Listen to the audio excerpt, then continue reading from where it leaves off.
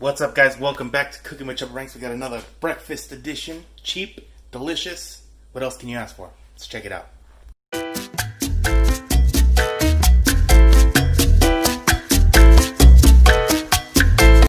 Joseph said cheap and delicious. One way to describe me. I love it. Anyway, so we got tortillas. I prefer the white ones. These Guerrero ones work really well for crisping up. Got some Palmas green chili. We can do a from scratch if you guys like. Let me know down in the comments. I'd appreciate it. And then a little bit of onion, not too much. We're going to start frying up the tortillas right now. And then I already boiled the chicken I had left over from another recipe. Don't feel free to check it out if you like. It's going to be right here up in the corner. I think it's this corner. See ya. And yeah, so I'll shred that up and we'll be putting that on top. Real simple, real easy, and delicious. Alrighty, so there's two ways that you can do your tortillas. I have a tough time going between picking or deciding which way. Sometimes I like to use a knife, cut real nice in the middle, make straight lines, make your triangles. Triangles are highly recommended. Make them as small as you want. But you can also do it rustic style, rip them up. Say you ain't got time to whip out the cutting board, just start ripping up, but it's not going to look as pretty. So it's up to you. Today we'll be using the knife. I'll make some more triangles, and we'll start tossing and slicing and dicing and frying and all that jazz. I almost forgot. Put your tortillas inside the microwave for a little bit. Heat them up. Well, let's see if we can get in there. Yeah. Heat them up. It'll help with the cooking process as well. So I'll put them in there for about a minute, 2 minutes, and then we're tossing them in the pan.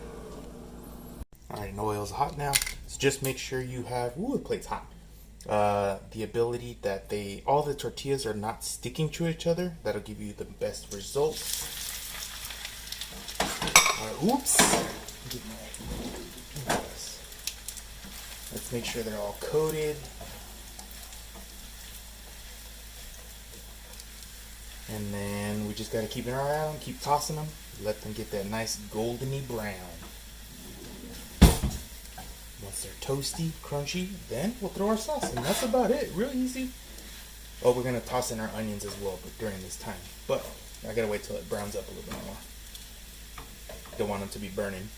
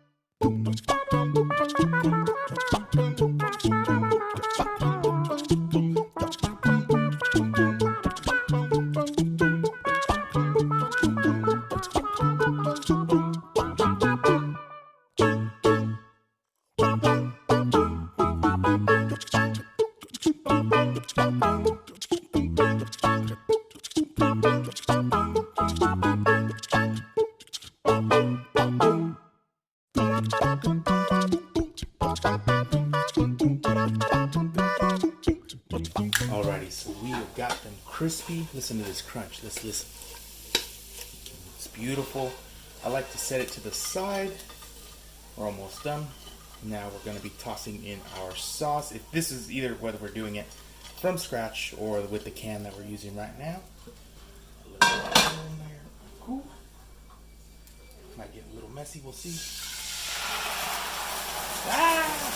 Mix.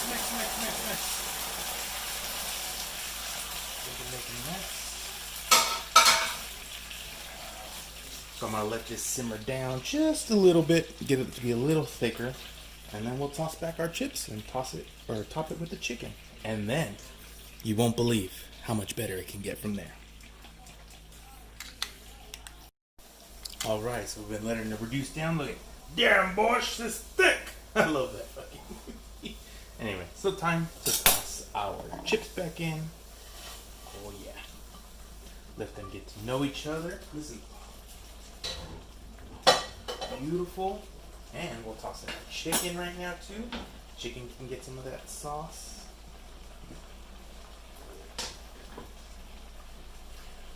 And now I think it's about time to plate. Oh yeah, look how thick it turned up.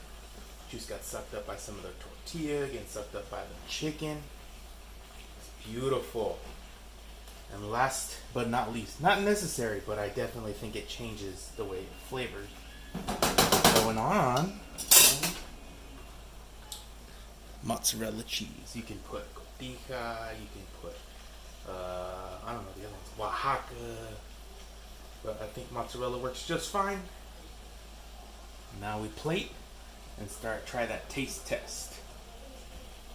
Alright guys, you know what time it is? Taste test time. Let's see. The chicken.